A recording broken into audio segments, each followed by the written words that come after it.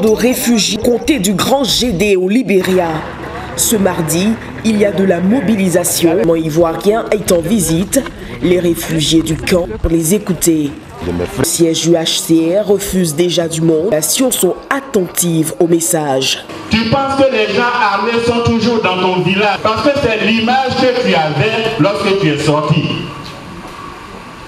La situation a changé, la paix est revenue, la sécurité est revenue. Fin juin 2016, une enquête a été menée par le HCR auprès de 2802 ménages.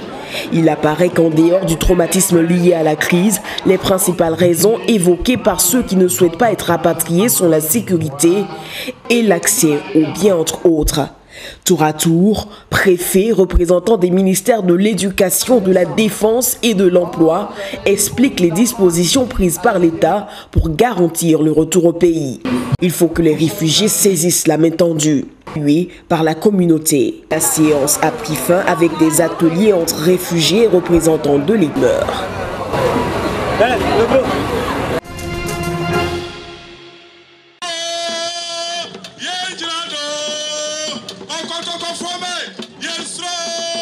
C'était en 2016. L'Adaye Festival reprenait ses droits à Tabagne après 31 ans d'interruption dus à des conflits de succession au sein du royaume Bron. Retour gagnant pour cet événement culturel de la vie des participants. L'édition 2017 s'annonce grandiose. C'est pourquoi le comité d'organisation, avec à sa tête le commissaire général Bini Daouda Ouattara, est allé à la rencontre des différents chefs de province du royaume.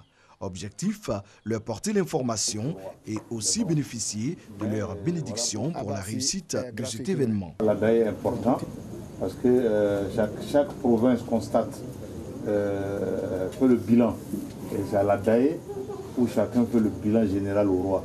La délégation conduite par Bini Ouattara s'est rendue dans les 5 provinces du royaume Bron. L'Angobia, le Famoussa, la Kidom, le Pinango et la Inifié, la province du roi. Dans toutes les provinces visitées, la délégation a eu l'assurance de l'adhésion totale des différents chefs de province. C'est l'affaire par excellence au niveau des Brons. Personne ne doit, sinon nul ne doit justifier son absence. C'est une affaire presque obligatoire parce que nous allons faire le point de l'année et dégager aussi la perspective au niveau de l'année future. L'Adaye Kessié est célébrée 12 jours après la fête de l'Ignam. Sur invitation du roi, le peuple se retrouve pour des moments de réjouissance. C'est surtout une occasion de faire allégeance à son roi, lui témoigner sa reconnaissance. En décidant de faire de cet événement un festival, les initiateurs entendent promouvoir les valeurs culturelles Bron afin d'attirer les touristes dans cette localité.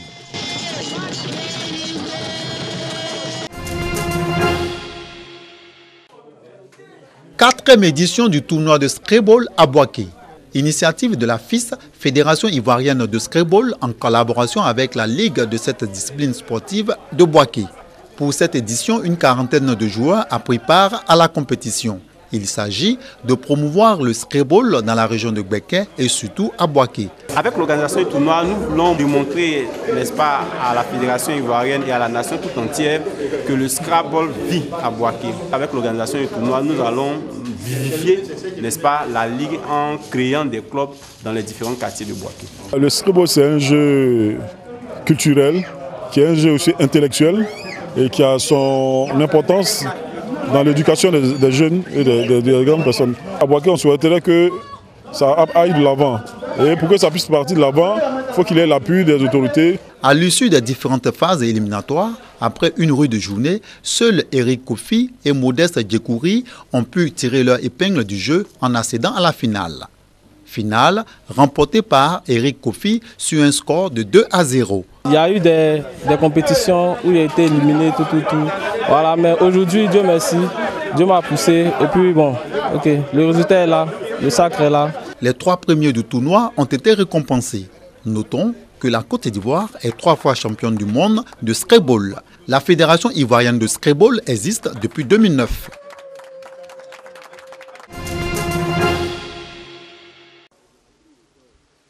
Les pirogues sont à quai, les pêcheurs absents. Sur les rives du delta du Niger, l'or noir a tout détruit. Après 50 ans d'exploitation pétrolière en pays Ogoni, au sud du Nigeria, la région est dévastée, l'eau est impropre à la consommation. Pour les rares pêcheurs encore en activité, il faut parcourir des kilomètres jusqu'à l'océan pour retrouver une vie aquatique. Il n'y a pas de poisson dans cette eau car l'eau est souillée de pétrole brut. Aucun poisson ne peut survivre dans cette eau. Le pétrole a tout pollué. Il y a tout juste un an, le gouvernement nigérian a lancé un immense projet de nettoyage du pays Ogoni sur les recommandations de l'ONU, le plus grand jamais entrepris au monde. Estimé à $1 milliard, les opérations dureront au moins 25 ans et une partie sera financée par la compagnie pétrolière Shell. Mais un an après, seulement $10 millions de fonds ont été levés et les travaux n'ont toujours pas commencé.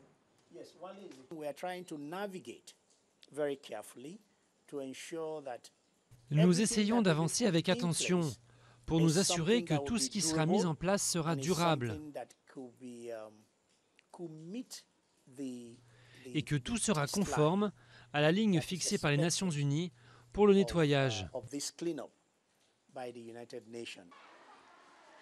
Exaspéré par la lenteur du nettoyage, Michael a décidé de planter des arbres pour reconstituer la flore endommagée, un projet embryonnaire qui a commencé dans cette école du pays Ogoni. À cause de la pollution, beaucoup de carbone et de particules se dispersent dans les villages et dans l'atmosphère. Ainsi, les arbres les piègent, les capturent et les utilisent pour la photosynthèse. Lorsqu'ils utilisent ce carbone pour la photosynthèse, les arbres renvoient de l'oxygène pour la consommation humaine et nous vivons. Des multinationales comme Total, Chevron ou ExxonMobil opèrent dans le delta du Nigeria, la plus grande réserve d'hydrocarbures du continent africain. Outre les accusations pesant sur Shell pour le manque d'entretien des infrastructures pétrolières, le vol et le raffinage clandestin d'or noir ont aussi contribué à la pollution du pays Ogoni.